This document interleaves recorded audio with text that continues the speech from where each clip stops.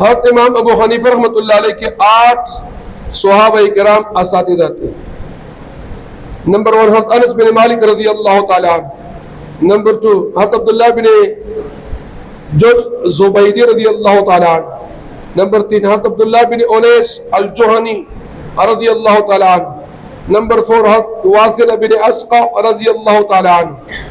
Number 5 حضرت جابر بن عبداللہ رضی اللہ تعالی عنہ۔ نمبر 6 عبداللہ بن ابی حضرت عبداللہ بن ابی اوفا رضی اللہ تعالی عنہ۔ نمبر 7 حضرت عبداللہ بن ابی حبیبہ رضی اللہ تعالی عنہ۔ نمبر 8 حضرت عائشہ بنت حجرت رضی اللہ تعالی عنہ۔ حضرت امام ابو حنیفہ رحمۃ اللہ علیہ سے روایت ہے کہ میں نے 7 صحابہ کرام سے ملاقات کی ہے اور ان میں سے ہر ایک سے حدیث بھی سنی۔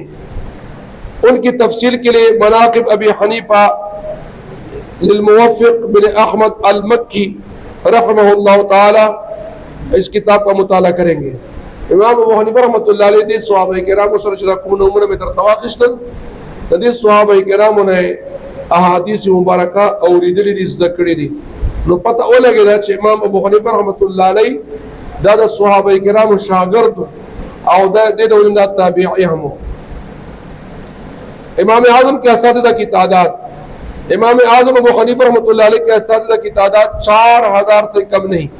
ان میں سے صحابہ کرام کی ایک جماعت ہے، باقی تابعین ہے۔ تابعین وہ عالم ہوتا ہے جس نے صحابی سے علم حاصل کیا ہو، اور یہ کوئی تعجب کی بات نہیں، کیونکہ امام اعظم رحمۃ اللہ علیہ 70 سال یا 80 سال یا 90 سال زندہ رہے اور 55 دفعہ حج کیا ہے، اور حج کے موسم میں خاص طور پر حرمین شریفین میں پورے عالم اسلام سے علماء جمع ہوتے تھے اور ان سے علم حاصل کرتے تھے۔